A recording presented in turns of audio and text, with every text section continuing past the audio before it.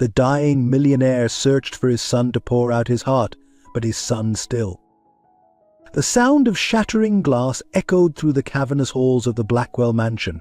Jonathan Blackwell, once a titan of industry, now lay crumpled on the polished marble floor, his trembling hand still clutching a crystal tumbler. The amber liquid from his unfinished drink spread slowly across the cold surface, mirroring the growing realization in Jonathan's eyes. Something was terribly wrong. "Sir, Mr. Blackwell."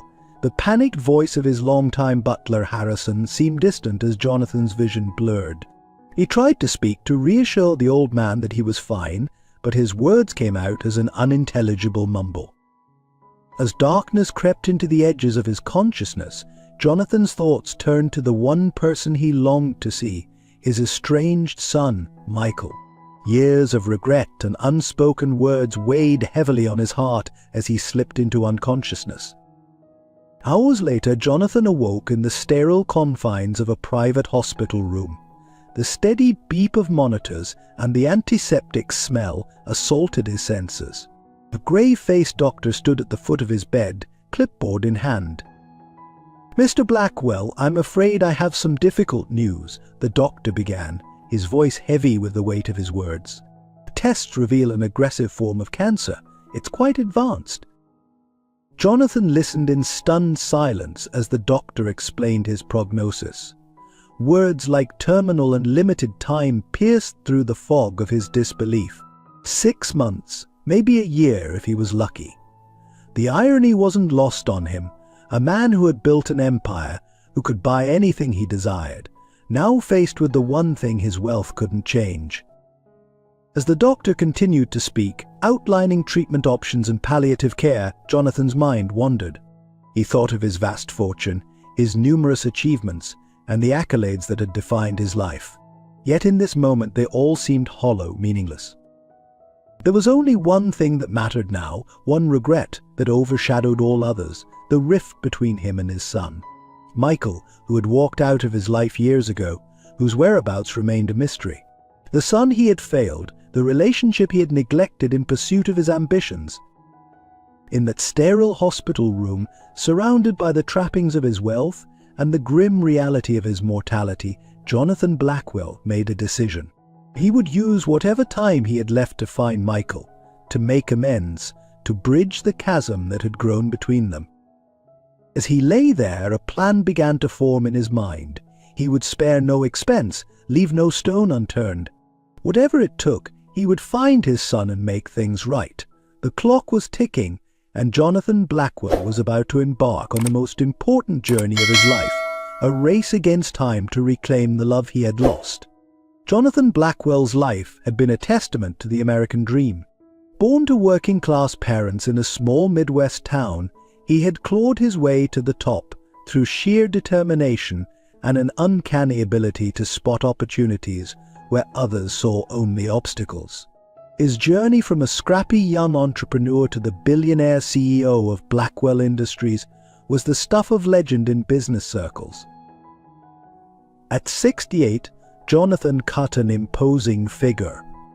His silver hair, always impeccably styled, and piercing blue eyes gave an air of authority that few could match.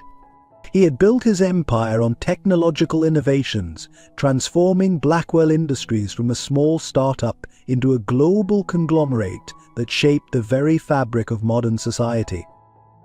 "You know, there was a time when I thought success was measured by the number of zeros in your bank account," Jonathan mused to his assistant one day, his voice tinged with regret. "If only I had realized sooner that true wealth lies in the connections we nurture." Jonathan's rise to prominence had come at a cost, one he was only now beginning to fully comprehend. His single-minded focus on work had left little room for personal relationships. His marriage had crumbled under the weight of his ambitions, ending in a bitter divorce that had dominated tabloid headlines for months. But it was his relationship with his son, Michael, that haunted Jonathan the most. Michael, now 35, had once looked up to his father with adoration. Jonathan could still remember the pride in his son's eyes when he'd bring him to the office, showing him the empire he was building. "Dad, one day I want to be just like you," a young Michael had exclaimed, his eyes wide with wonder as he spun in Jonathan's leather office chair. Those memories now felt like relics from another life. As Michael grew older, the admiration in his eyes had been replaced by resentment and disappointment. The long hours, missed birthdays, and broken promises had taken their toll. The final straw came on the night of Michael's high school graduation. Jonathan had promised to be there, swearing on everything he held dear that nothing would keep him away. But as the ceremony began, Michael's eyes scanned the crowd in vain. His father's seat remained empty. What Michael didn't know was that Jonathan had been caught in a crisis at work. A major deal was falling apart, threatening to undo years of hard work. In that moment, faced with the choice between his son's milestone and saving his company, Jonathan had chosen the latter. It was a decision that would haunt him for years to come. When he finally made it home that night, he found Michael waiting for him, graduation gown still on, eyes red from a mixture of tears and anger. "I'm done, Dad," Michael had said, his voice eerily calm. "I'm done waiting for you to realize that there's more to life than your damn company. I'm done being an afterthought in your grand plans." Before Jonathan could respond, Michael had walked out the door. It would be the last time Jonathan saw his son. In the years that followed, Jonathan had tried to reach out, sending letters, emails, and even attempting to track Michael down through private investigators. But his son had vanished, cutting all ties with his former life. As news of Jonathan's success continued to make headlines, he couldn't help but wonder about the life Michael had chosen. Had he found happiness? Had he pursued his dreams? The questions gnawed at Jonathan, a constant reminder of his greatest failure. And if you're out there watching this, Jonathan once said during a rare television interview, his voice choking with emotion, "I want you to know that I'm sorry, Michael. I was wrong, and I'd give everything I've built to have a chance to make things right." The irony wasn't lost on Jonathan that he, a man known for his strategic brilliance, had failed so spectacularly in the most important aspect of his life. He had conquered markets, outmaneuvered competitors, and amassed a fortune beyond his wildest dreams. Yet he couldn't bridge the gap with his own son. As the years passed, Jonathan threw himself even deeper into his work, as if building an ever larger empire could fill the void left by Michael's absence. The Blackwell Industries expanded into new territories, its influence reaching into every corner of the globe. Jonathan's name became synonymous with innovation and success. But behind closed doors, in the quiet moments when the phone stopped ringing and the emails ceased, Jonathan was haunted by the ghosts of his past. The vast emptiness of his mansion echoed with the absence of family and love. "You know, he once confided to Harrison, his loyal butler and perhaps the closest thing he had to a friend, all of this means nothing if you have no one to share it with. If I could go back and change one thing, I'd tell that young, ambitious Jonathan to never lose sight of what truly matters." Harrison, who had witnessed the toll of Jonathan's choices over the years, simply nodded, understanding the weight of his employer's words. As Jonathan's health began to fail, the realization that he might never get the chance to make amends with Michael became unbearable. The empire he had built, once a source of immense pride, now felt like a gilded cage, trapping him in a life of meaningless achievement. "To anyone out there who's watching," Jonathan said in what would be his final public appearance, his voice strong despite his failing health, "Don't make the same mistakes I did. Success is empty if you sacrifice the people you love to achieve it. If this story resonates with you, if you've ever felt the sting of regret or the desire for reconciliation, I urge you to take action. Share this message, subscribe to channels that promote family values and personal growth. Together we can create a world where success is measured not just in dollars, but in the strength of our relationships." Little did Jonathan know that somewhere, in a small apartment thousands of miles away, a young man with familiar blue eyes was watching that very broadcast, his hand hovering over the subscribe button as tears streamed down his face. The diagnosis hit Jonathan like a freight train, shattering the illusion of invincibility he had built around himself. As he sat in his opulent study, the weight of his mortality pressed down on him, making even the simple act of breathing feel laborious. 6 months to a year, he murmured, the doctor's words echoing in his mind. The ticking of the antique grandfather clock in the corner seemed to grow louder, a constant reminder of the precious time slipping away. Jonathan's gaze fell on a dusty photograph on his desk, one he hadn't looked at in years. It showed a younger version of himself with Michael, both smiling widely at a baseball game. The memory of that day, so vivid and yet so distant, sparked a fire within him. "Harrison," he called out, his voice stronger than it had been in days. The loyal butler appeared almost instantly. "Yes, Mr. Blackwell?" "I need you to gather every piece of information we have on Michael's last known whereabouts. Every lead, no matter how small, and get me the best private investigators money can buy." Harrison nodded, a glimmer of hope in his eyes. "Right away, sir. Shall I also inform the board of your condition?" Jonathan waved dismissively. "The company can wait. This is more important." Over the next few weeks, Jonathan threw himself into the search with the same fervor he had once reserved for business deals. Private investigators scoured the country, following leads that always seemed to go cold. Each dead end felt like a personal failure, another reminder of how far Michael had gone to distance himself from his father's world. As the traditional methods failed to yield results, Jonathan realized he needed to think outside the box. He decided to leverage his considerable influence in a more public way. "When I want to make an announcement," he told his PR team, "a public appeal for information on Michael's whereabouts." His team looked at him in shock. Jonathan Blackwell, the man who guarded his privacy fiercely, was willing to lay bare his personal struggles for the world to see. The press conference was unlike anything the business world had seen. Jonathan stood before a sea of cameras, his usual commanding presence softened by vulnerability.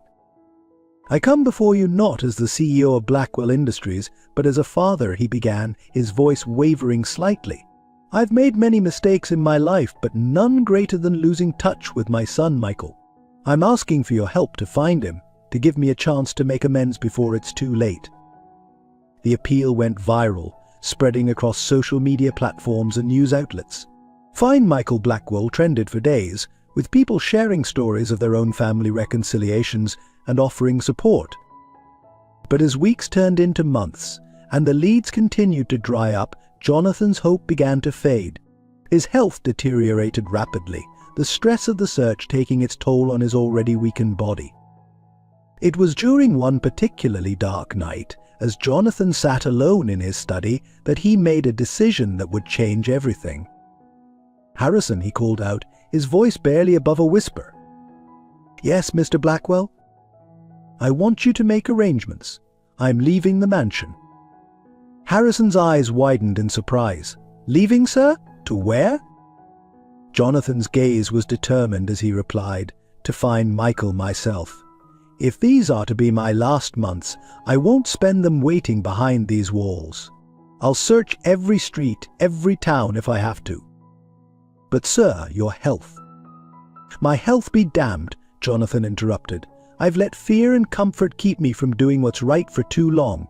It's time I remember who I was before all this wealth, before I lost sight of what truly matters." As Harrison left to make the arrangements, Jonathan turned to look out the window at the sprawling estate grounds. For the first time in years, he felt a sense of purpose that had nothing to do with business or money. "I'm coming, Michael," he whispered to the night. "Wherever you are, whatever it takes, I'll find you. And this time I won't let you down." Little did Jonathan know that his journey would take him far from the world of luxury he knew into a landscape of hardship and humility he could never have imagined. As he prepared to leave behind the trappings of his wealth, he was embarking on a path that would not only lead him to Michael, but also to a profound rediscovery of himself. The coming days would test Jonathan in ways he had never been tested before. But as he stood on the precipice of this new chapter, he felt a strange mix of fear and exhilaration. For the first time in decades, Jonathan Blackwell was stepping into the unknown, driven by the most powerful force he had ever known, the love of a father for his son. The dawn broke over the Blackwell estate, casting long shadows across the manicured lawns. Jonathan stood at the gates, a small suitcase in hand, looking back at the mansion that had been his home for decades. The enormity of what he was about to do weighed heavily on him, but the thought of Michael steeled his resolve. "Are you certain about this, sir?" Harrison asked, concern etched on his weathered face. Jonathan nodded, his jaw set with determination. "More certain than I've been about anything in years, Harrison. It's time I remember who I was before all this." With a deep breath, Jonathan stepped out onto the street, the gates closing behind him with a final clang. He had traded his tailored suits for simple jeans and a worn leather jacket, items he hadn't worn in years. His platinum credit cards and designer watch were left behind, replaced by a modest amount of cash and a cheap prepaid phone. As he walked away from his old life, Jonathan couldn't help but feel a strange mix of terror and exhilaration. For the first time in decades, he was stepping into the unknown, driven by something more powerful than the pursuit of wealth or success, the love of a father for his son. His first stop was the bus station, a place he had never set foot in before. The hustle and bustle of everyday people going about their lives was both foreign and fascinating to him. As he queued for a ticket, he overheard snippets of conversation, people discussing their financial struggles, their hopes, their fears. It was a world away from the boardrooms and luxury he was accustomed to. "Where to?" the tired-looking ticket clerk asked. Jonathan hesitated. He had a vague idea that Michael had headed west after their falling out, but no specific destination. "Los Angeles," he said finally, picking a city that seemed as good a starting point as any. The long bus journey was an eye-opening experience for Jonathan. He found himself seated next to a young woman juggling a fussy baby and a toddler. In his old life he might have been annoyed by the noise. Now he found himself offering to hold the baby, giving the exhausted mother a much-needed break. "Thank you," she said, gratitude shining in her tired eyes. "It's not easy doing this alone." As they talked, Jonathan learned about her life, a single mother working 2 jobs to make ends meet, dreaming of a better future for her children. Her resilience and hope in the face of adversity touched something deep within him. "You know," he said, surprising himself with his openness, "I'm on a journey to find my son. We lost touch years ago. I'm hoping it's not too late to make things right." The woman smiled, a knowing look in her eyes. "It's never too late to show someone you love them. Your son is lucky to have a father who cares enough to search for him." Her words stayed with Jonathan long after they parted ways at a bus stop in Arizona. As he continued his journey, he found himself more open to the stories of those around him. The retired veteran searching for purpose, the college student burdened by debt but full of dreams, the immigrant family building a new life from scratch. And each interaction chipped away at the walls Jonathan had built around himself over the years. He began to see the world through new eyes, understanding the struggles and triumphs of ordinary people in a way he never had before. As the bus rolled into Los Angeles, Jonathan felt both exhilarated and overwhelmed. The sprawling city seemed to stretch endlessly before him, teeming with millions of lives.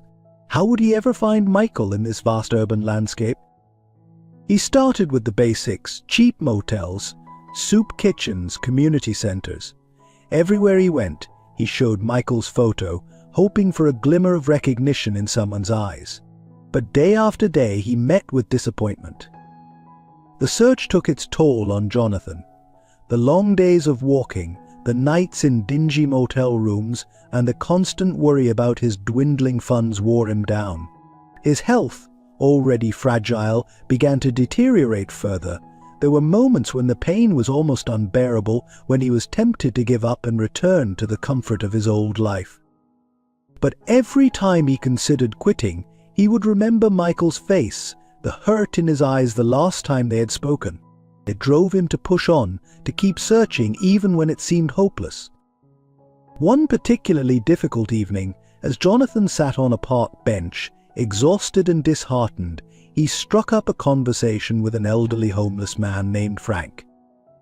"You look like you're carrying the weight of the world, friend," Frank observed, his voice kind despite its roughness. Jonathan found himself pouring out his story to this stranger, his rise to wealth, his neglect of his family, his desperate search for redemption. Frank listened without judgment, nodding in understanding. "You know," Frank said when Jonathan had finished, "I was like you once. Had it all, family, career, the works. Lost it all chasing the wrong things. But let me tell you something I learned the hard way. It's never too late to change your story." Those words struck a chord deep within Jonathan. He realized that this journey wasn't just about finding Michael, it was about rediscovering himself, about becoming the man and the father he should have been all along. With renewed determination, Jonathan pressed on. He expanded his search, volunteering at shelters and community outreach programs, hoping to catch a glimpse of Michael while also giving back to the communities he once viewed from the lofty heights of his corporate tower. As weeks turned into months, Jonathan's appearance changed dramatically. His designer stubble grew into a full beard, streaked with grey. His hands, once soft from a life of luxury, became calloused and worn. But his eyes, once cold and calculating, now held a warmth and empathy born from shared struggles and human connections. One day, while helping serve meals at a downtown shelter, Jonathan overheard a conversation that made his heart race. "Yeah, there's this new guy at the youth center on 7th. Been doing amazing work with the kids there. I think his name's Mike or Michael or something."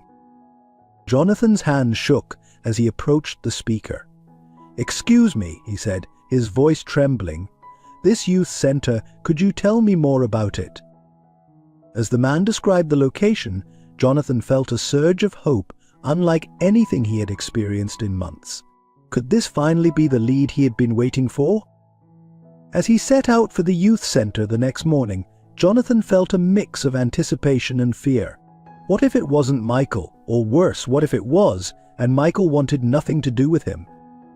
Standing outside the nondescript building, Jonathan took a deep breath, steeling himself for whatever lay ahead.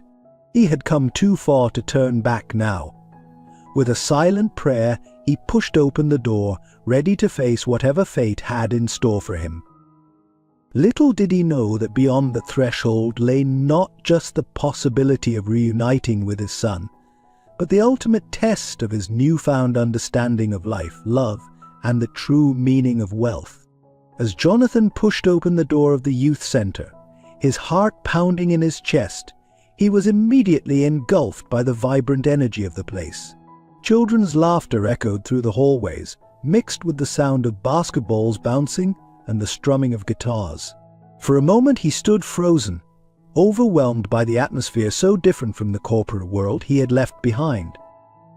A young volunteer approached him, her smile warm and welcoming. "Can I help you, sir?" Jonathan cleared his throat, suddenly aware of how out of place he must look. "I'm looking for someone. A Michael Blackwell. I heard he might work here." The volunteer's eyes lit up with recognition. "Oh, Mike! Yeah, he's been a godsend around here. He's always going above and beyond for the kids. He should be in the art room right now. Down the hall, second door on the left." With trembling legs, Jonathan made his way down the corridor. Each step felt like a journey through time, memories flooding back with every breath.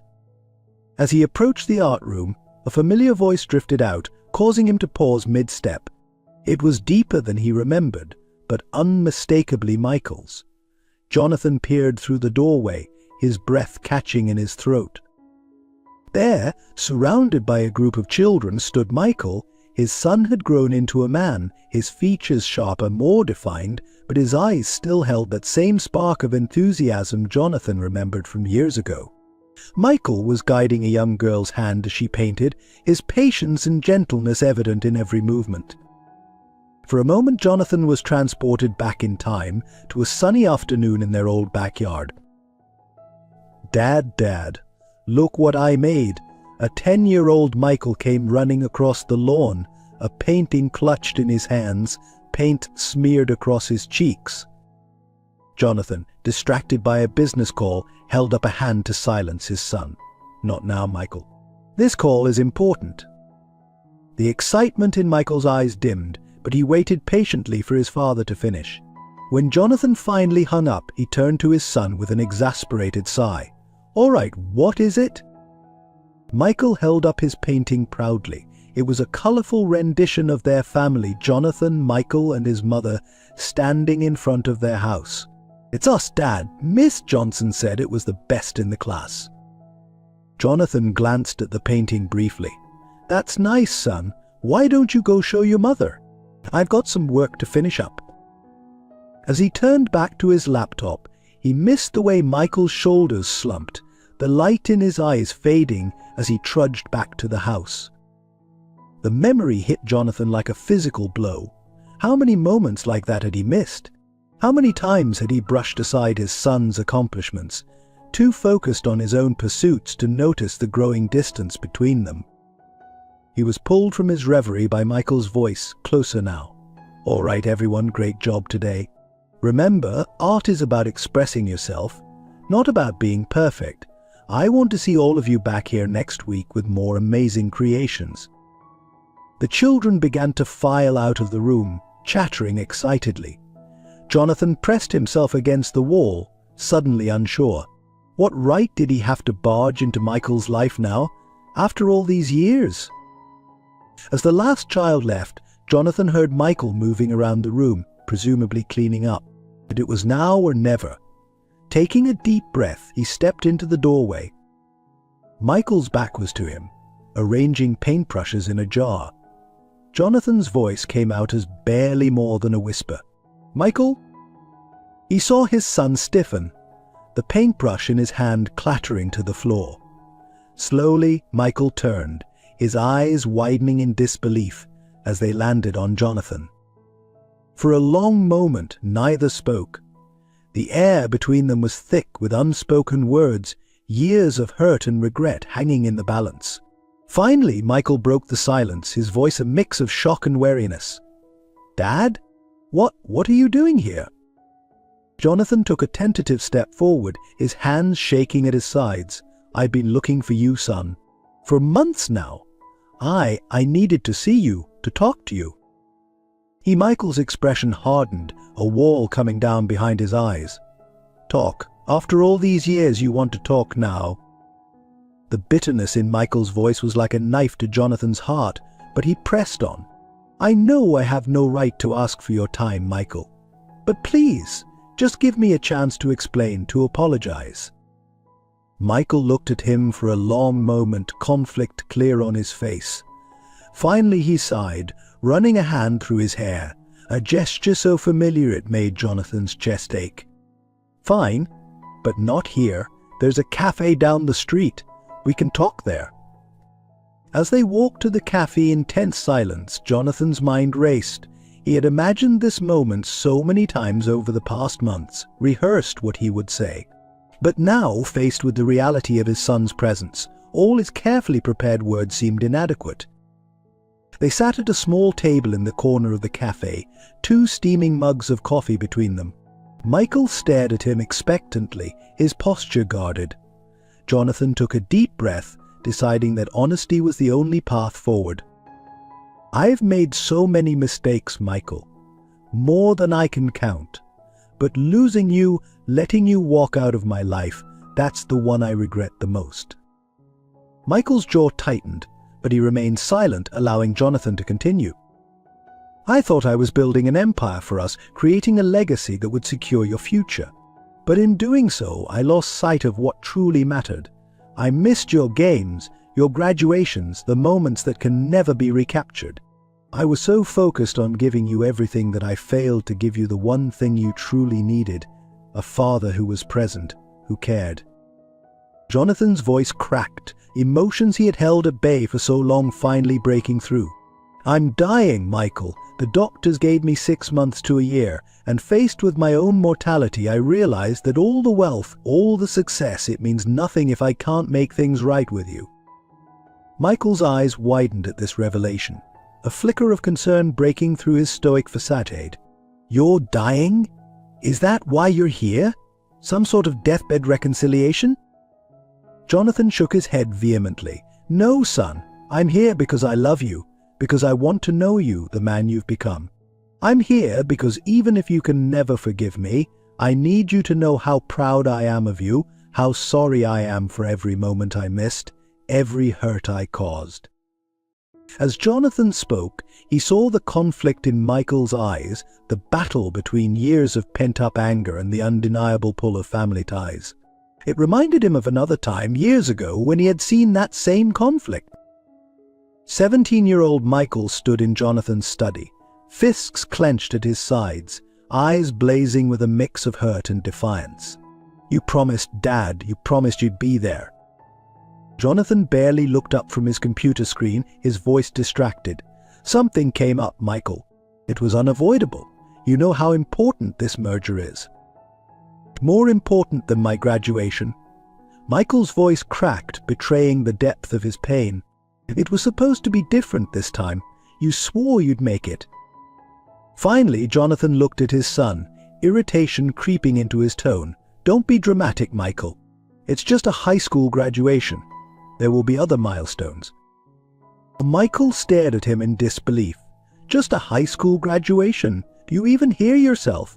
"This was important to me, Dad, but I guess I should be used to disappointment by now, right?" As Michael turned to leave, Jonathan felt a flicker of regret. He stood, reaching out. "Michael, wait." But Michael was already gone, the door slamming behind him with a finality that echoed through the house.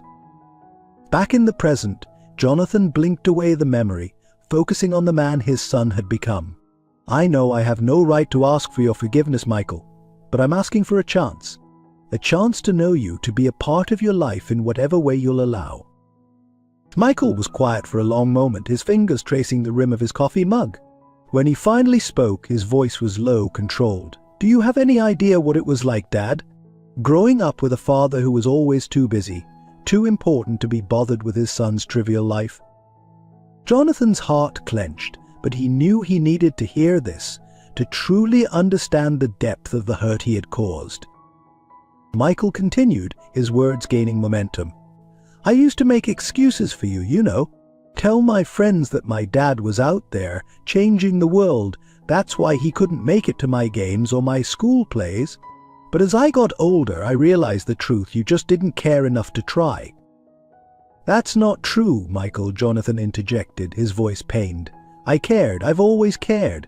I lost sight of what was truly important. I thought providing for you, securing your future, was the most important thing I could do as a father. I was wrong, so terribly wrong." Michael's eyes met his, a lifetime of hurt reflected in their depths. "Do you know why I'm here, Dad? Why I work at that youth center?" Jonathan shook his head, listening intently.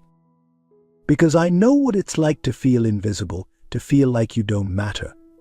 These kids, many of them have parents who are physically absent. Mine was there, but unreachable, hidden behind boardroom doors and business trips. I swore I'd never let another child feel the way I did growing up." The weight of Michael's words hit Jonathan like a physical blow. He had always prided himself on being a provider, on giving Michael every material advantage. But in doing so, he had failed to give him the one thing he truly needed, a father's love and attention. "I'm so sorry, Michael," Jonathan whispered, tears threatening to spill over. "I know those words aren't enough, that they can't erase years of neglect.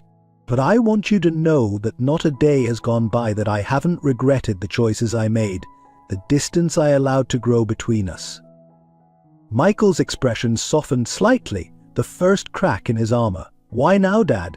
Why after all these years?" Jonathan took a deep breath, deciding to lay all his cards on the table. "When I received my diagnosis, it was like a wake-up call. Suddenly, all the things I thought were important, the company, the wealth, the recognition, they all seemed so meaningless. The only thing that mattered was you, the relationship I had squandered." He leaned forward, his eyes earnest. "I left it all behind, Michael. The company, the mansion, all of it. So I've been searching for you for months, living on the streets in shelters. I needed to find you, to tell you how sorry I am, how much I love you. Even if you can never forgive me, I needed you to know that." Michael's eyes widened in surprise. "You left everything, but the company, it was your life's work." Jonathan shook his head, a sad smile on his face. "No, Michael, you were my life's work. I just failed to realize it until it was almost too late." As they sat there, the weight of years of misunderstanding and hurt between them, Jonathan realized how much he had changed over the course of his journey. The man who had set out from that mansion months ago, driven by desperation and regret, was not the same man sitting here now. His journey across the country, following Michael's trail, had opened his eyes to a world he had never truly seen before. He had slept in homeless shelters, shared meals with strangers who had nothing yet gave everything. He had witnessed acts of kindness that put his own self-centered life to shame. In a run-down shelter in Chicago, he had met Maria, a single mother working 3 jobs to put her daughter through college. Her determination and sacrifice had humbled him, making him question every priority he had ever held. In a small town in Nebraska, he had worked alongside Jack, a veteran who had lost everything to addiction but was rebuilding his life one day at a time. Jack's resilience in the face of adversity had taught Jonathan the true meaning of strength. And in countless cities and towns along the way, he had seen the impact of his own company's ruthless business practices. Through the communities devastated by factory closures, the families struggling to make ends meet in the wake of corporate downsizing. It was a harsh reality check, one that had forced him to confront the true cost of his success. Each experience, each person he met, had chipped away at the armor of indifference and self-importance he had built around himself over the years. He had learned to listen, truly listen, to the stories of those around him. He had discovered a capacity for empathy he never knew he possessed. Most importantly, he had learned the value of human connection, of being present in the moment. The very things he had denied Michael throughout his childhood. As he looked at his son now, he saw not just the hurt and anger of the past, but the possibility of a future where he could be the father he should have been all along. "I know I can't change the past, Michael," Jonathan said softly. "But if you'll let me, I'd like to be a part of your future, in whatever way you're comfortable with. I want to know you, to understand the man you've become, and maybe in the time I have left I can show you the father I should have been all along." Michael was quiet for a long moment, processing everything he had heard. When he finally spoke, his voice was cautious but not unkind. "I can't promise anything, Dad. There's a lot of hurt, a lot of years to overcome. But I'm willing to try, to take it one day at a time." Jonathan felt a surge of hope, more powerful than anything he had experienced in years. "That's all I ask for, son. A chance. Thank you." As they sat there, the first tentative steps towards reconciliation taken, Jonathan realized that his journey was far from over. But for the first time in longer than he could remember, he felt like he was on the right path. The path to becoming the man and the father he was always meant to be. Michael's life at the homeless shelter had been a journey of self-discovery and purpose. After walking away from his father's world of wealth and privilege, he had struggled to find his footing. The first few months had been a harsh awakening, bouncing between friends' couches and cheap motels, his savings dwindling rapidly.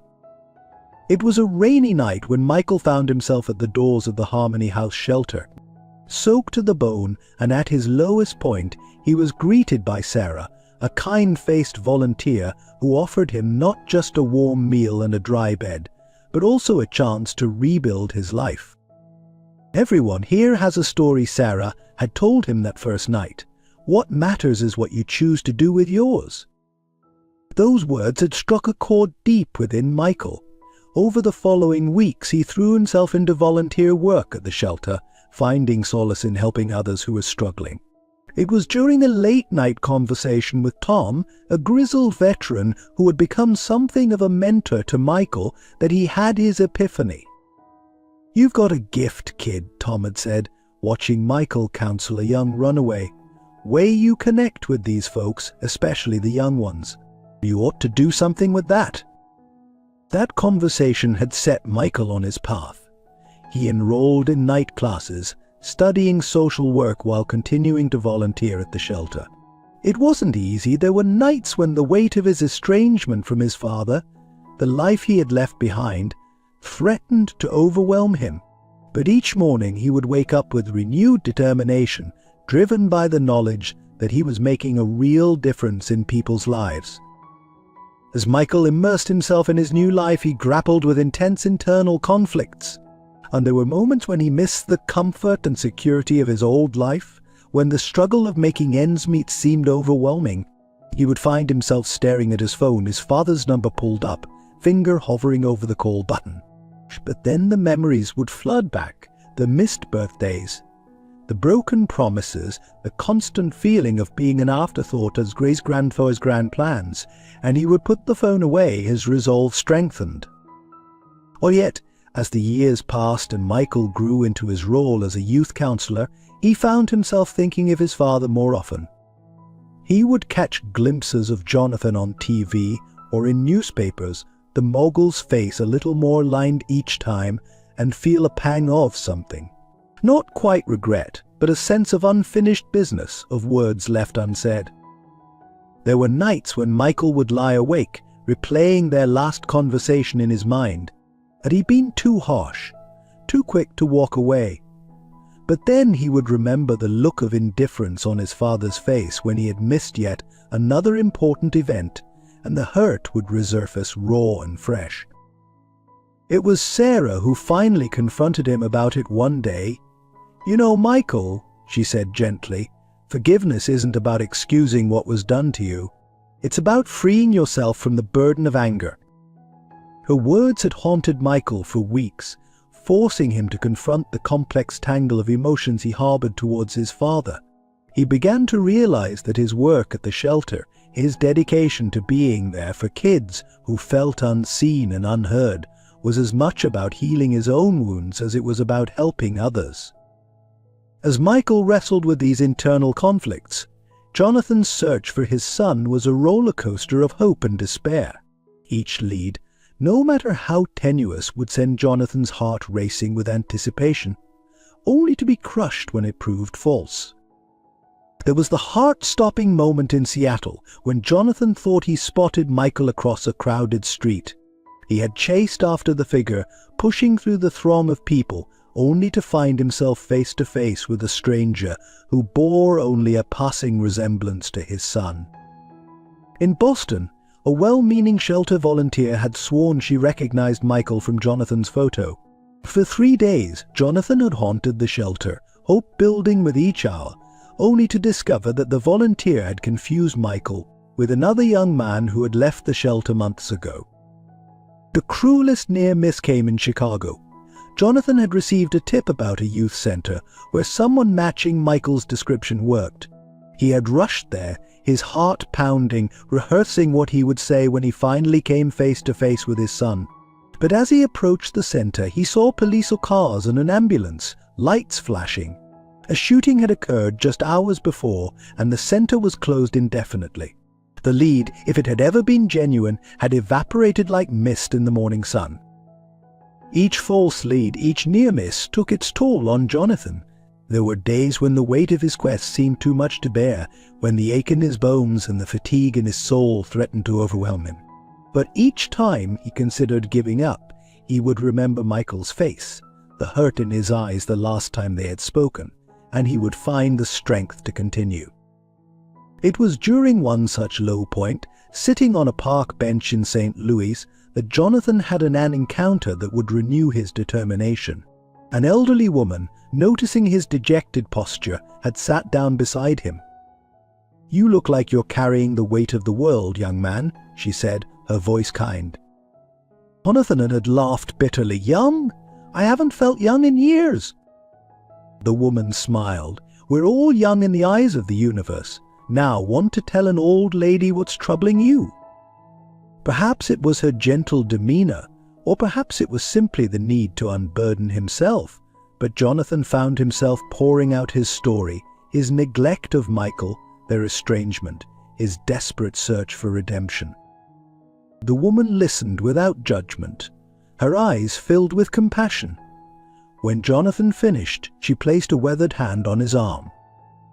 "You know," she said softly, "my father and I were estranged for many years. I was so angry, so hurt by his actions, that I couldn't see past my own pain. It wasn't until he was gone that I realized all the chances for reconciliation I had missed." Her words struck Jonathan like a physical blow. "What did you do?" he asked, his voice barely above a whisper. The woman's smile was tinged with sadness. "I learned to forgive him, and in doing so I forgave myself for all the years we lost. It's never too late for love, young man, never too late to heal old wounds." As she stood to leave, she patted Jonathan's shoulder. "Keep searching. Your son is out there, and he needs you as much as you need him, even if he doesn't know it yet." Those words had reignited the fire in Jonathan's heart. He had set out the next day with renewed vigor, determined to follow every lead, no matter how small, until he found Michael. And now, sitting across from his son in that small cafe, Jonathan realized that every false lead, every near miss had led him to this moment. The journey had stripped away his arrogance, his self-importance, leaving behind a man who was finally ready to be the father Michael deserved. As they tentatively began to bridge the chasm between them, Jonathan silently thanked every person who had helped him along the way, every setback that had taught him humility, every false lead that had tested his resolve. For it was through these trials that he had found not just his son, but also his own humanity. The tentative peace that had settled over Jonathan and Michael as they left the cafe was shattered the moment they stepped onto the busy street.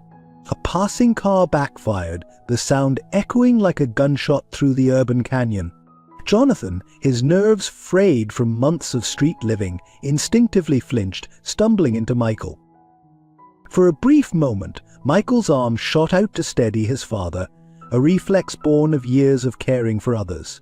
But as quickly as it had come, the moment passed and Michael withdrew, his face a mask of conflicting emotions. "You okay?" he asked, his voice gruff but tinged with concern. Jonathan straightened, embarrassed by his reaction. "Yes, thank you.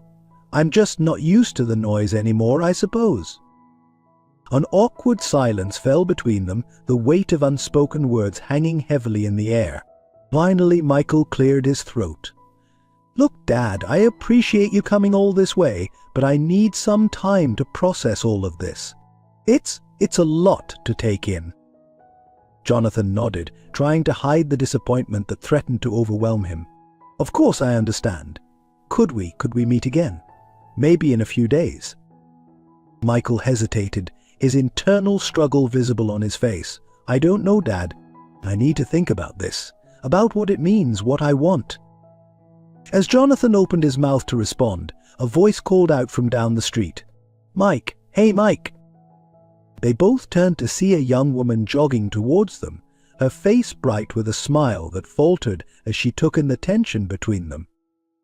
"Oh, I'm sorry," she said, glancing between Michael and Jonathan. "I didn't mean to interrupt."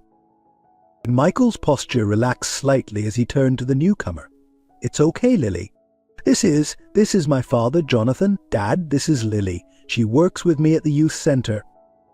Lily's eyes widened in recognition, darting between Michael and Jonathan. "Your father? You said." And Michael cut her off with a sharp look. "It's complicated, Lily." Jonathan, sensing the undercurrents of the conversation, stepped forward, extending his hand to Lily. "It's nice to meet you, Lily. I'm glad Michael has good people working alongside him."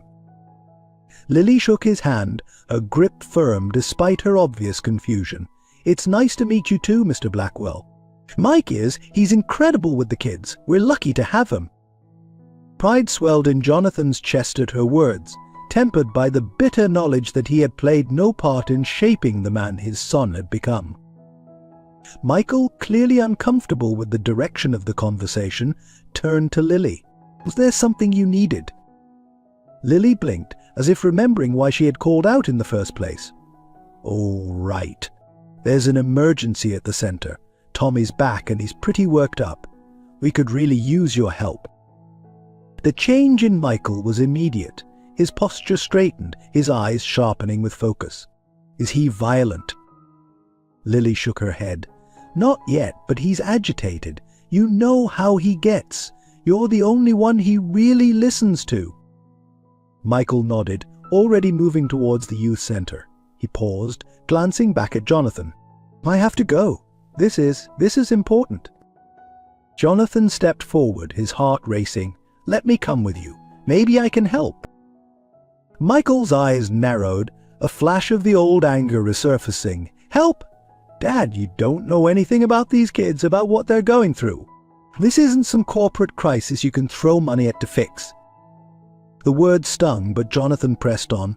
I know I don't understand, Michael, but I want to learn. Please, let me see the work you do. Let me understand this part of your life. For a long moment, Michael stared at him, the internal debate clear on his face. Finally, he sighed. Fine, but you stay back and let me handle this.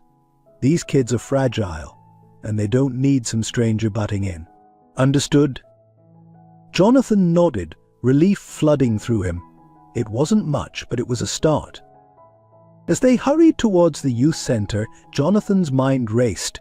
He had imagined many scenarios for reconnecting with Michael, but this was beyond anything he had envisioned. He was about to step into his son's world, a world so far removed from the life of privilege he had once provided. The youth center was a hive of nervous energy when they arrived, a cluster of teenagers huddled in one corner, whispering urgently amongst themselves. 2 adult volunteers stood outside a closed door, their faces etched with concern. Michael strode in, his presence immediately commanding attention. Where is he? He asked, his voice calm but authoritative. One of the volunteers gestured to the closed door. In the art room, he's got himself barricaded in there. Keeps yelling that he won't go back, that we can't make him. Michael nodded, his expression grim. Okay, I'm going in. Dad, stay here with Lily. And remember what I said. Let me handle this. As Michael approached the door, Jonathan felt a surge of fear. Michael, wait. Is it safe? Should we call the police? Michael turned, his eyes hard. The police are the last thing Tommy needs right now. Trust me, Dad. This is what I do.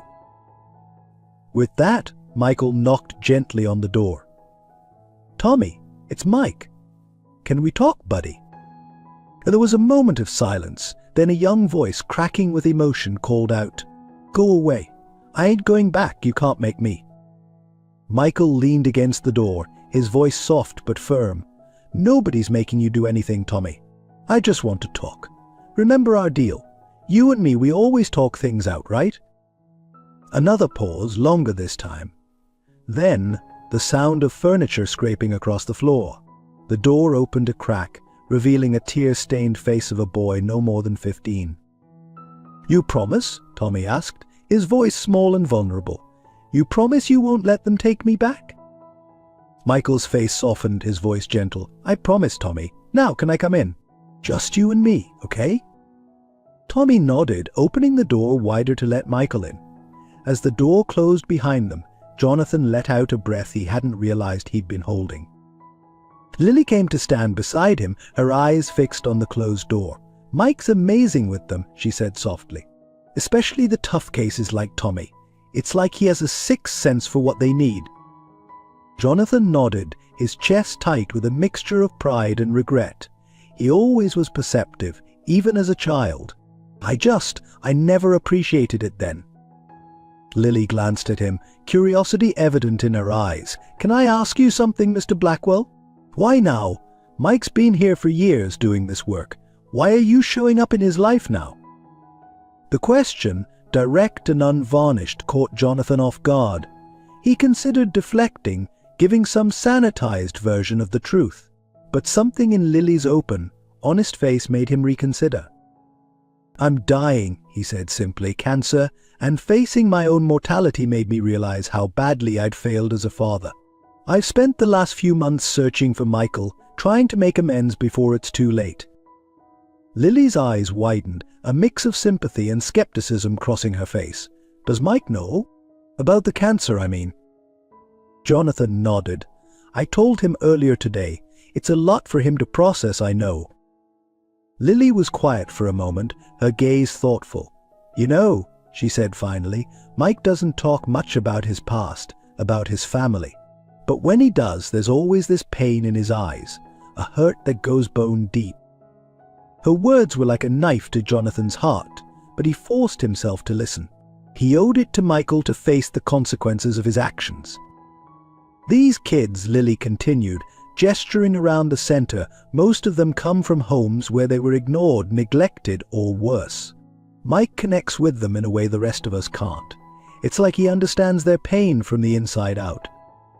Jonathan closed his eyes, the full weight of his failures crashing down on him. "I did that to him," he whispered. "I made him feel unseen, unimportant."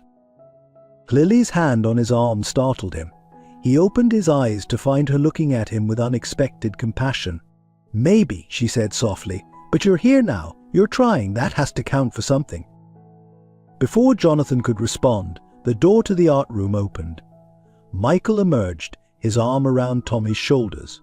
The boy's face was tear-streaked but calmer, his body language relaxed as he leaned into Michael's side. "Everything okay?" Lily asked, moving towards them. Michael nodded, his eyes never leaving Tommy. "Yeah, we're good. Tommy's going to stay here tonight, in the safe room. Tomorrow we'll talk to his caseworker about finding a better placement. Right, buddy?" Tommy nodded, his voice small but determined. "Yeah," Mike says. "Mike says I don't have to go back to that place. He says we'll find somewhere better." "That's right," Michael affirmed, giving the boy's shoulder a squeeze. "We've got your back, Tommy. Always." As Lily led Tommy away, Michael turned to Jonathan, exhaustion evident in every line of his body. "That's what we do here, Dad. We show these kids that they matter, that someone cares. Something I wish." He trailed off, but the unspoken words hung heavily between them. "Something I wish you had done for me." Jonathan stepped forward, his heart aching. "Michael, what you did there, it was incredible. The way you connected with that boy, the trust he has in you. I'm so proud of you, son."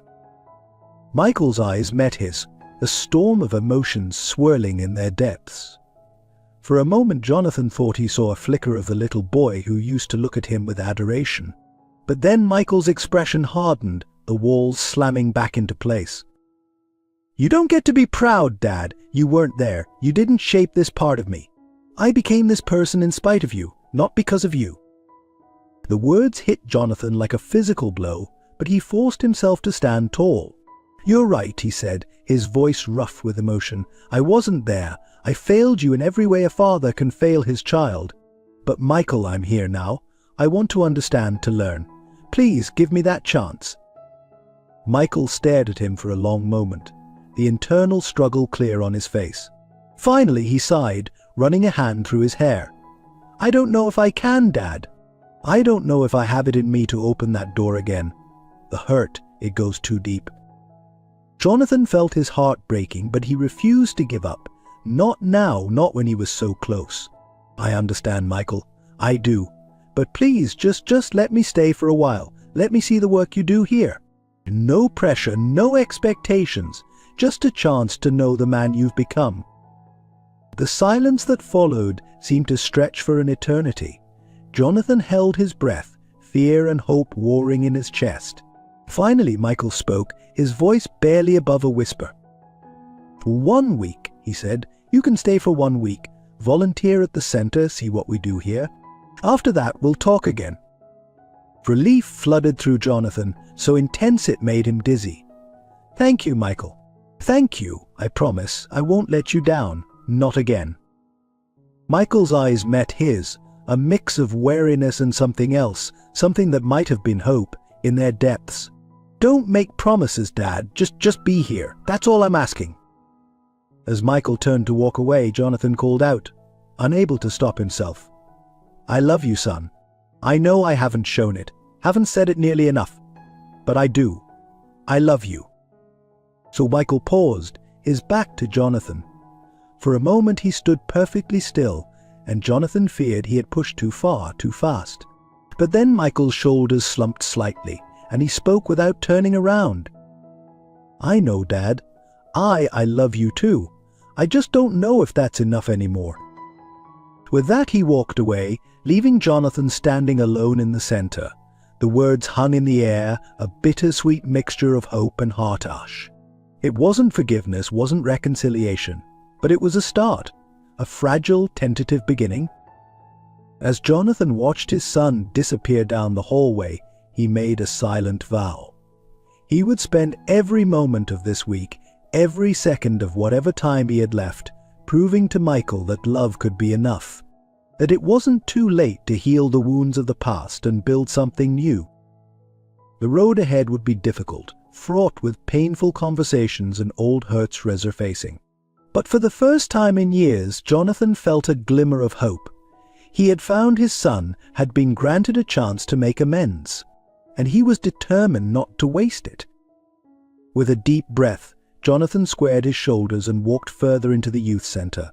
He had a week to learn, to understand, to prove himself worthy of his son's forgiveness, and he was going to make every moment count. The week flew by in a whirlwind of activity, each day bringing new challenges and revelations for Jonathan. He threw himself into the work at the youth center with the same intensity he had once reserved for business deals, determined to understand Michael's world. As Jonathan mopped the floors one evening, long after the kids had gone, he found himself reflecting on the stark contrast between his current surroundings and the luxurious offices he once inhabited. "You know," he mused aloud, his voice echoing in the empty hallway, "I used to think success was measured in profit margins and stock prices.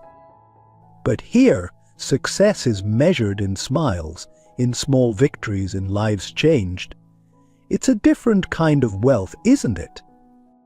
His words seemed to hang in the air, a quiet invitation for those listening to reassess their own definitions of success. The days were long and the work was hard, but Jonathan found himself energized in a way he hadn't felt in years. He helped serve meals, tutored kids struggling with homework, and even learned to navigate the complex world of social services paperwork. One afternoon, as he struggled to help a young girl with her math homework, Jonathan felt a presence behind him. He turned to find Michael watching, an unreadable expression on his face. "You're doing it wrong," Michael said, his voice neutral. "Here, let me show you." As Michael patiently explained the concept to the girl, Jonathan watched in awe. The gentleness in his son's voice, the way he broke down complex ideas into simple terms, was a side of Michael he had never seen before. When the girl left, beaming with newfound understanding, Jonathan turned to Michael. "You're amazing with them," he said softly.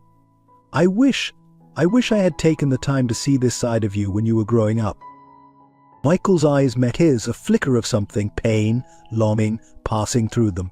"Yeah, well, better late than never, I guess." The words were hardly forgiveness, but they weren't rejection either. It was a small crack in the wall between them, and Jonathan was determined to widen it. As the week progressed, Jonathan's health began to deteriorate. The long hours and physical work took their toll, and he found himself struggling to keep up. He tried to hide it, not wanting to burden Michael or the others, but his son's perceptive eyes missed nothing. One evening, as Jonathan sat slumped in a chair, trying to catch his breath after a particularly busy day, Michael approached him, concern etched on his face. "You're pushing yourself too hard," Michael said, his voice gruff but tinged with worry. "You need to rest." Jonathan shook his head, forcing himself to sit up straighter. "I'm fine, Michael. There's still so much to do, so much to learn."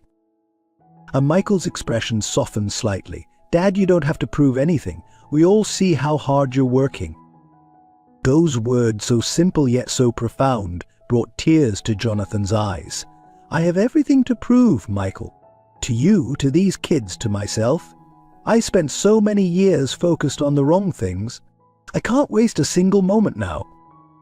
As he spoke, Jonathan's gaze drifted to the viewers, as if sharing this moment of vulnerability with them. "Life is short," he said softly, "and we don't always get second chances.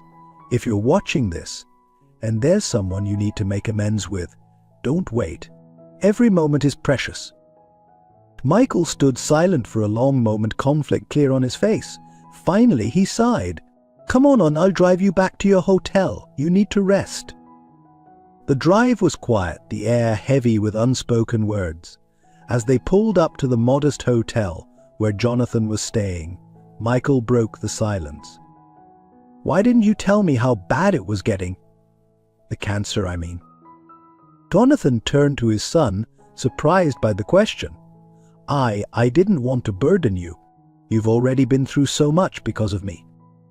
Michael's hands tightened on the steering wheel. "Damn it, Dad.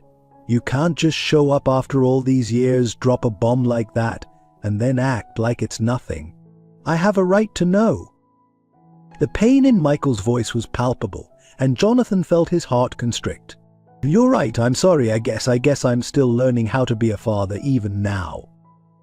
Michael's eyes met his, a storm of emotions swirling in their depths. "Yeah, well, I'm still learning how to be a son. Especially to a father I thought I'd lost years ago."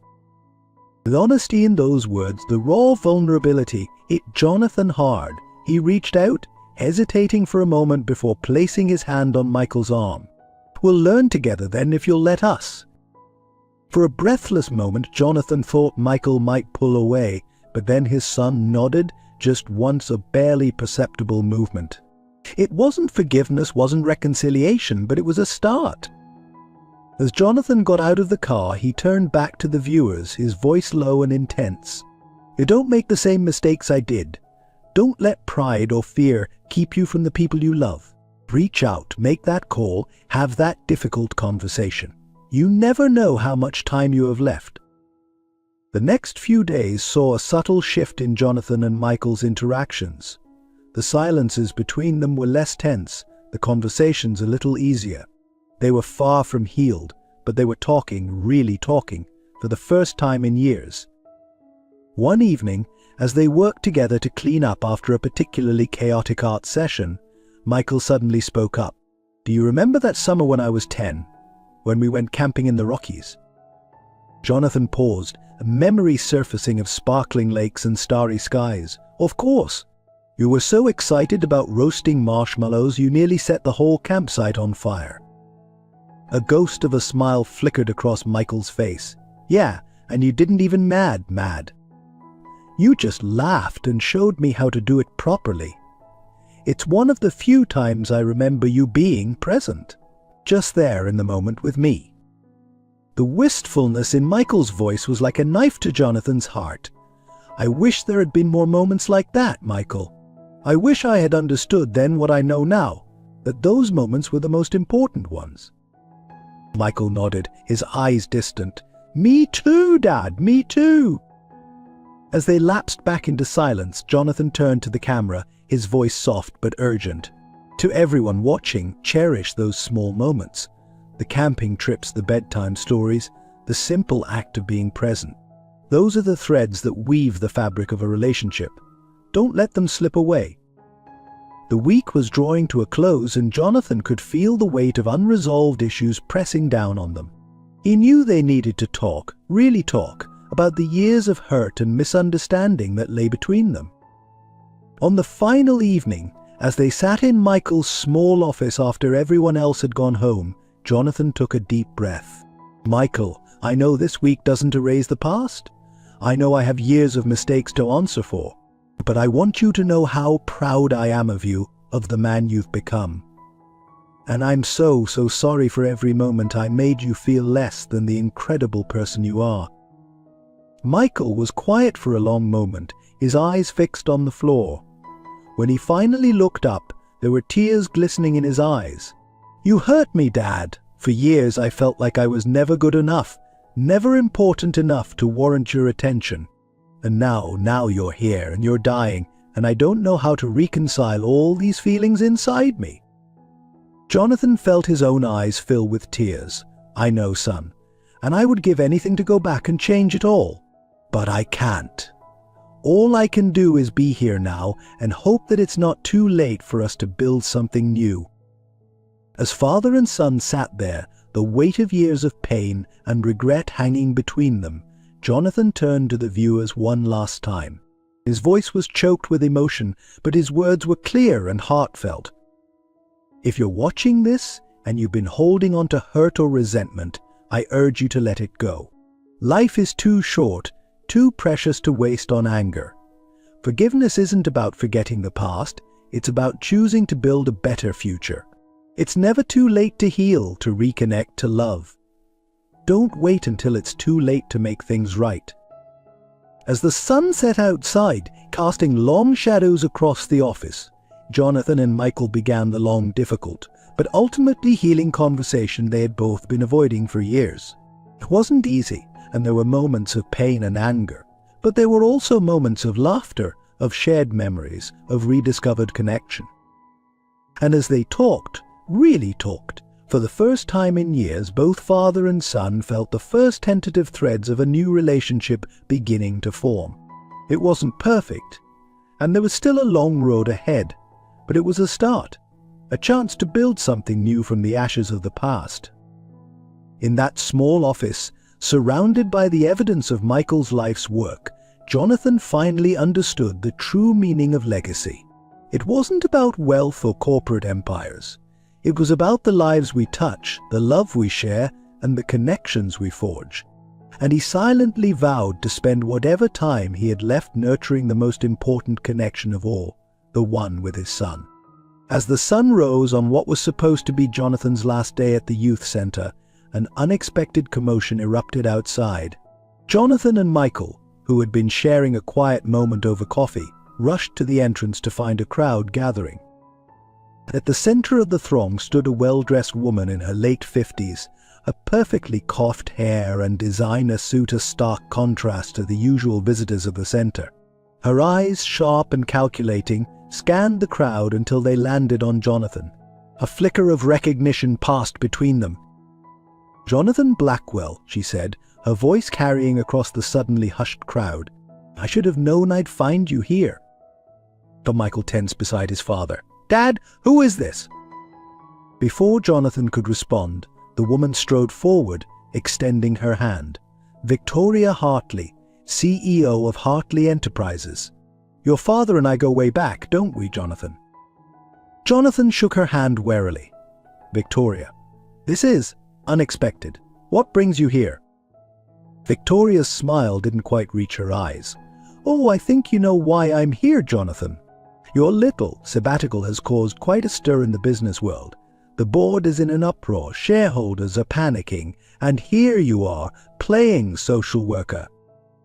The gaze swept dismissively over the youth center before landing on Michael. "And this must be the prodigal son. Michael, isn't it? Your father's been searching for you for months. It seems he's finally found his redemption project." Michael bristled at her tone, but Jonathan placed a calming hand on his arm. "Michael is my son, Victoria, not a project. And my reasons for being here are personal. The business can wait." Victoria's laugh was sharp and humorless. "Oh, Jonathan, always the idealist. Don't you see? Your little journey of self-discovery is putting everything we've built at risk. The merger with global tech is hanging by a thread. They're threatening to pull out if you don't return immediately." Jonathan felt the weight of every eye on him, the silence heavy with expectation. He could feel Michael tense beside him, could almost hear the thoughts racing through his son's mind. Was this it? Would his father abandon him again for the siren call of the business world? For a moment, Jonathan was transported back to his old life. He could almost feel the smooth leather of his executive chair, could hear the hum of activity in the boardroom.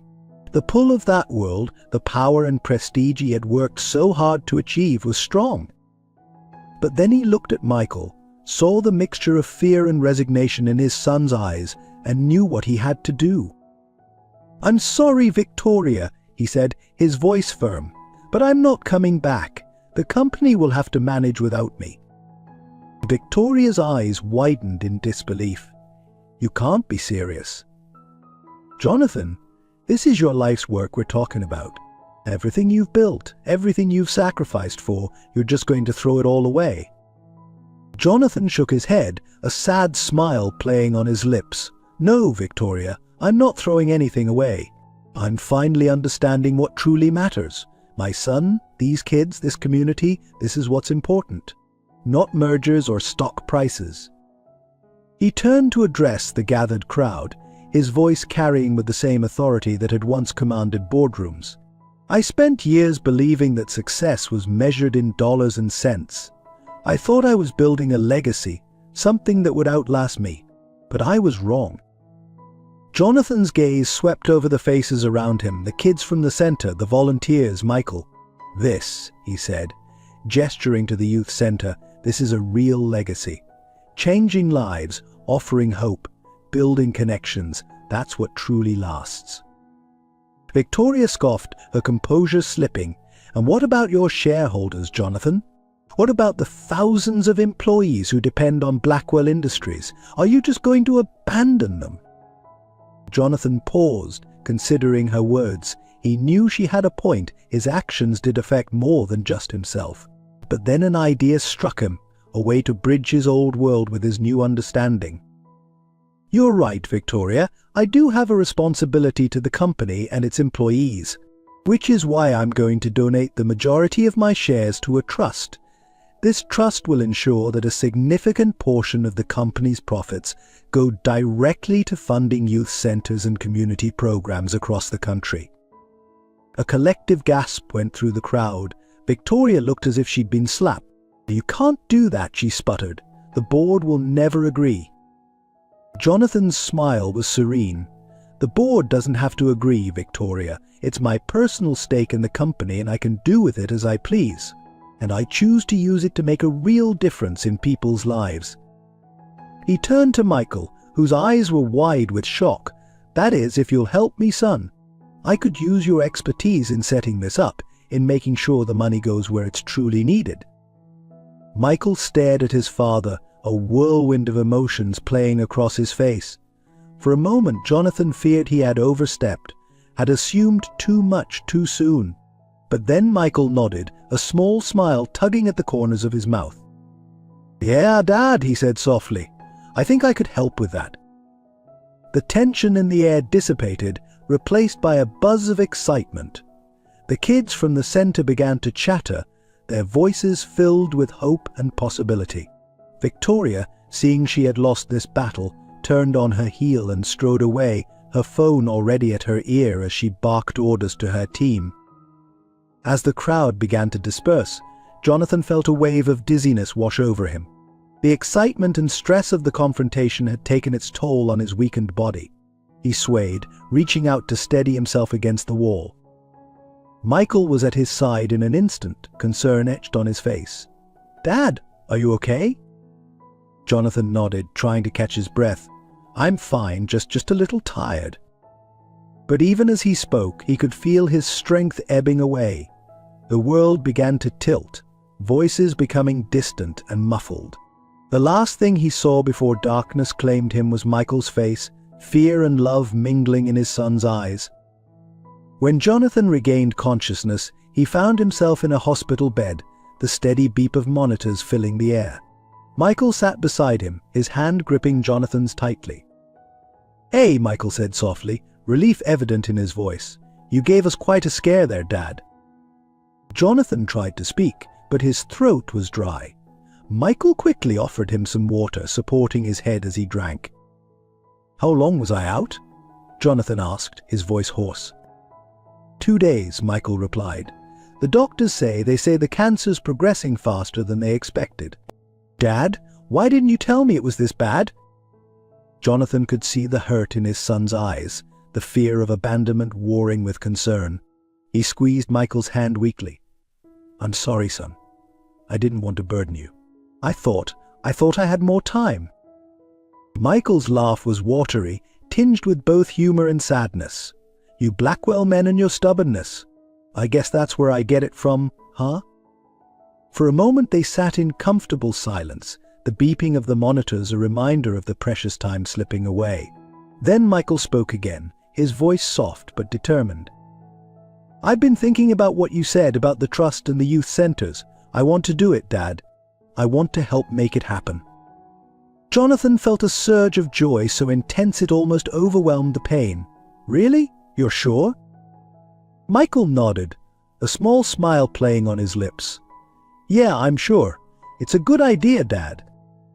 A way to make real change, to help kids like the ones at our center. And it's a way for us to work together, to build something meaningful." Tears welled up in Jonathan's eyes. "I'd like that, son. I'd like that very much." As they began to discuss the details, making plans and sharing ideas, Jonathan felt a sense of peace wash over him.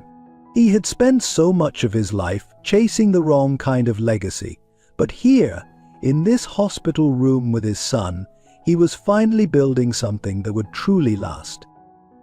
The road ahead would not be easy. There were still hurts to heal, trust to rebuild, and Jonathan's time was limited, the cancer an ever-present shadow.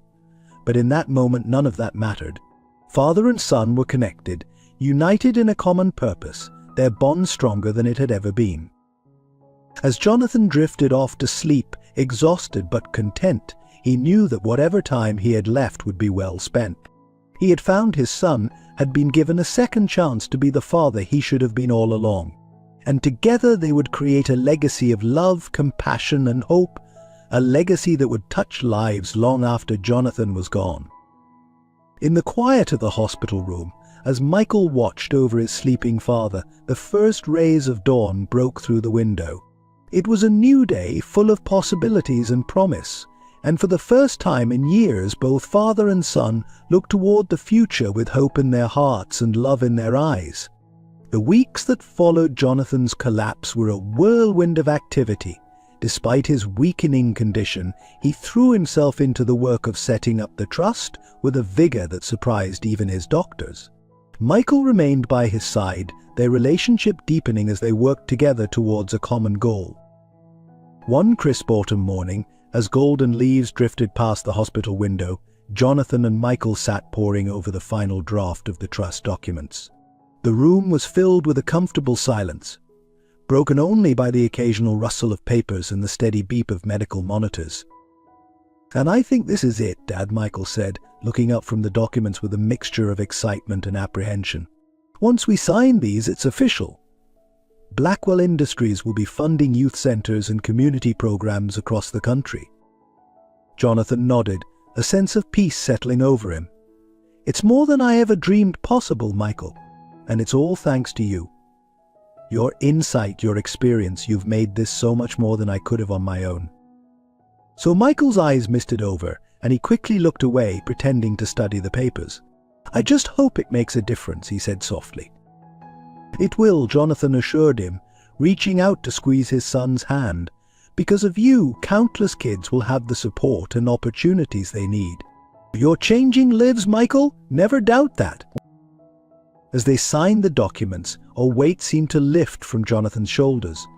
He leaned back against his pillows, suddenly exhausted but deeply content. "You know," he mused, "I spent so many years chasing the wrong kind of legacy. I thought I was building something that would last, but it was all just smoke and mirrors."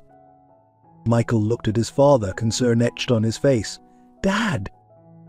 Jonathan smiled, his eyes distant. "But this, what we've created together, this is real. This will outlast us both, touching lives for generations to come. I couldn't ask for a better legacy than that." As the days passed, Jonathan's condition continued to deteriorate. The cancer was aggressive, spreading faster than the doctors had anticipated. But even as his body weakened, his spirit seemed to grow stronger. He spent hours talking with Michael, sharing stories from his past, listening with rapt attention as his son spoke about his work at the youth center. One evening, as the sun was setting, casting a warm glow across the hospital room, Jonathan turned to Michael with a serious expression. "Son, there's something I need to tell you." Michael leaned forward, concern evident in his eyes. "What is it, Dad?" Jonathan took a deep breath, steeling himself. "I've made arrangements for after. I know we haven't talked much about it, but I want you to know that everything's taken care of. The company, the trust, my personal affairs, it's all sorted. Michael nodded, his throat tight. Okay, Dad. Thank you for thinking of that. There's more, Jonathan continued, his voice soft but firm. I've left everything to you, Michael. The house, my personal assets, it's all yours. Michael's eyes widened in surprise. Dad, I don't know what to say. I don't need. Jonathan held up a hand, silencing him. I know you don't need it, son. That's one of the things I admire most about you. But I want you to have it. Use it, don't use it, that's up to you. But know that it's there if you need it. Tears welled up in Michael's eyes and he gripped his father's hand tightly. Thank you, Dad. I love you. Jonathan smiled, his own eyes glistening. I love you too, son, more than you'll ever know. As the days turned into weeks, Jonathan's condition continued to decline. But even as his body failed him, his spirit remained strong. And he received a steady stream of visitors, old business associates, employees from Blackwell Industries, even some of the kids from the youth center. Each visit seemed to energize him, giving him a renewed sense of purpose. One particularly memorable afternoon, Tommy, the troubled teen from the youth center, came to visit. He shuffled into the room, hands shoved deep in his pockets, eyes darting nervously around. Hey, Mr. Blackwell, he mumbled, not quite meeting Jonathan's eyes. Mike said I could come see you. Jonathan smiled warmly, gesturing for Tommy to come closer. I'm glad you did, Tommy. How are things at the center? Tommy shrugged, but there was a hint of a smile on his face. It's good. I started taking those art classes you suggested. They're pretty cool. That's wonderful, Tommy, Jonathan said, his voice warm with genuine interest. I'd love to see some of your work sometime.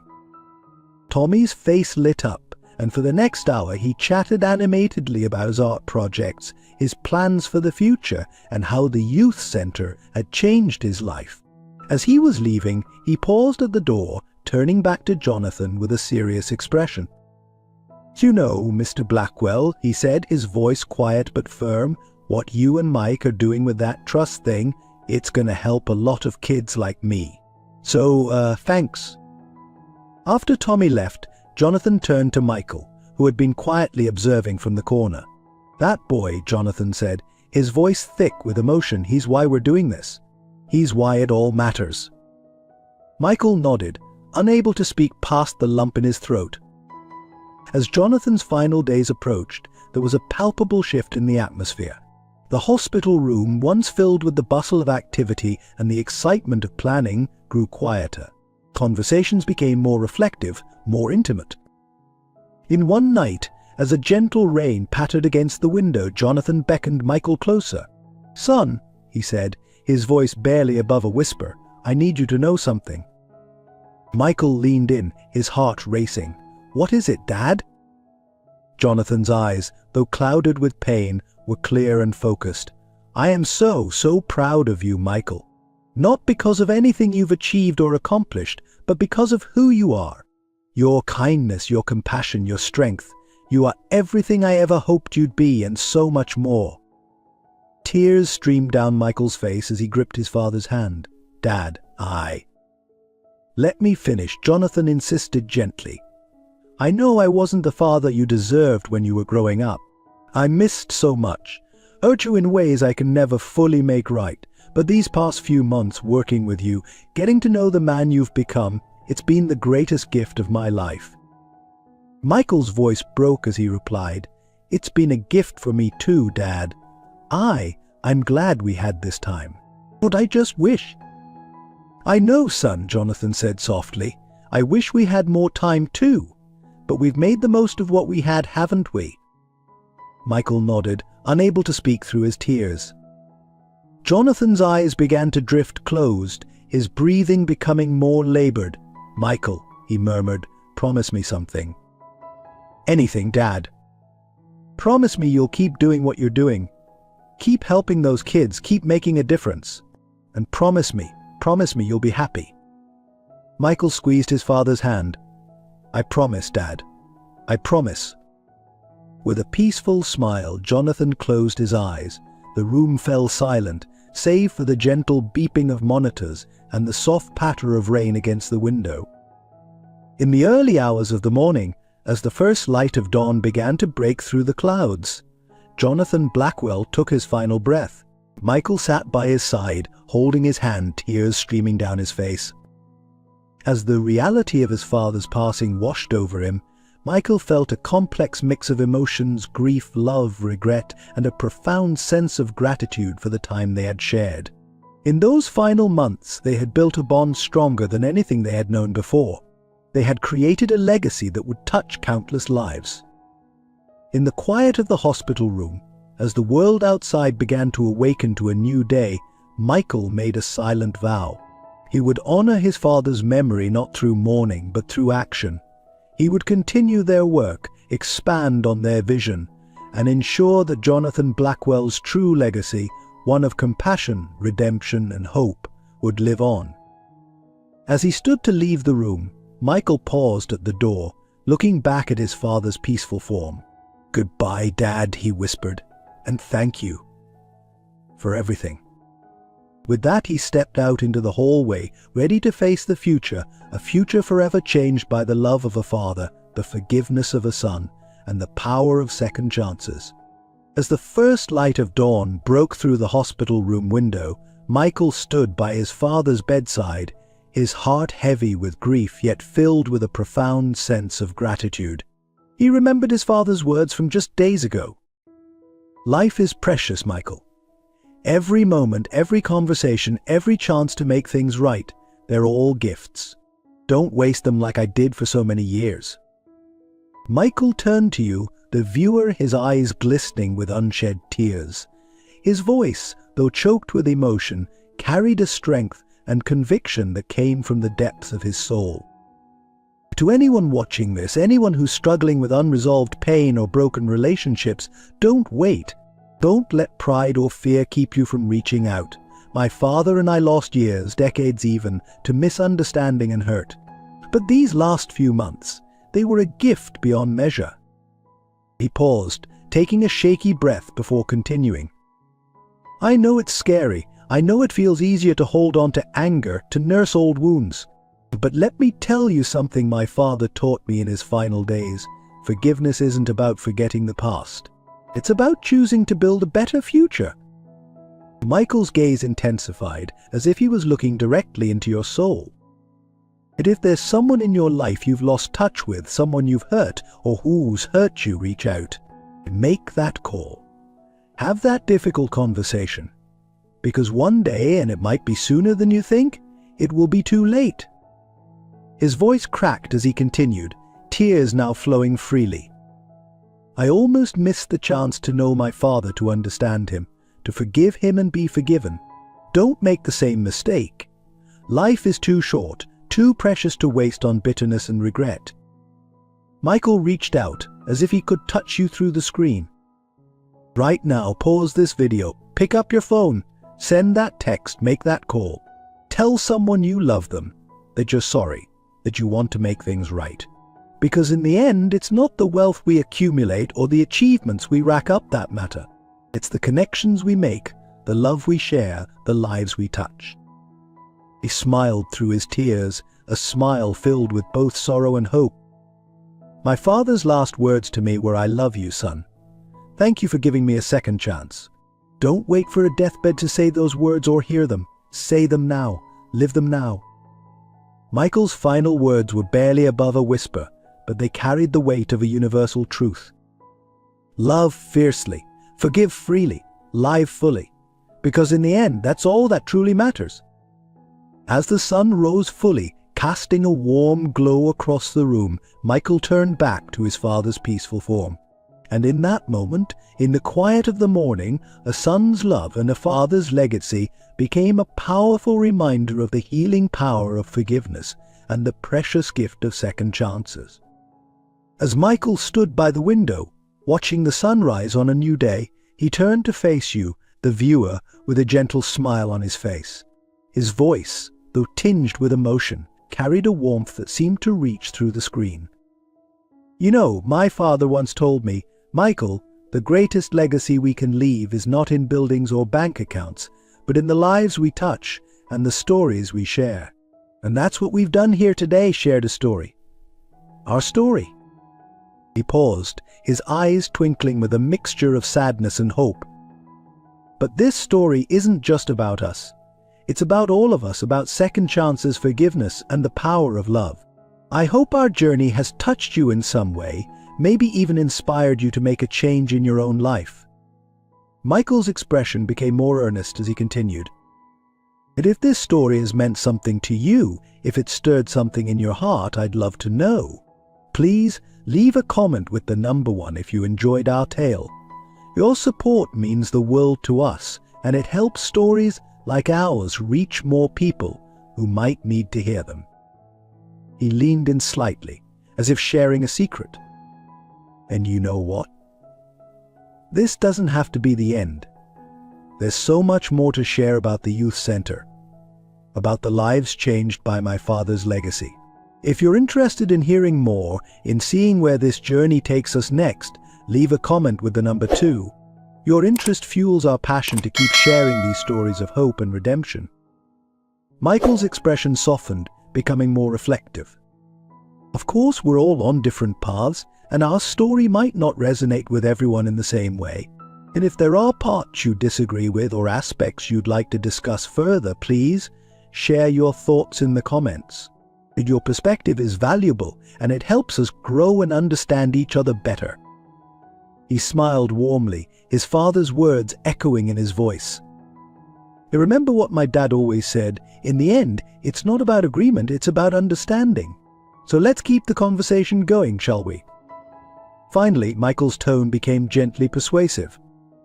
And if you found value in our story, if you want to support more content like this, please consider subscribing to our channel. As my father learned in his final days, it's the connections we make that truly matter. By subscribing, you're not just supporting our team, you're joining a community of people who believe in the power of second chances and the importance of sharing our stories. His eyes twinkled with a hint of his father's charisma. After all, as Dad would say, life's too short for missed opportunities. So why not take this small step with us? Subscribe, join our community, and let's continue this journey together. Who knows? The next story we share might be the one that changes everything, for you, for someone you love, or for someone you haven't even met yet. Michael gave a final warm smile. Thank you for being part of our story. We can't wait to be part of yours.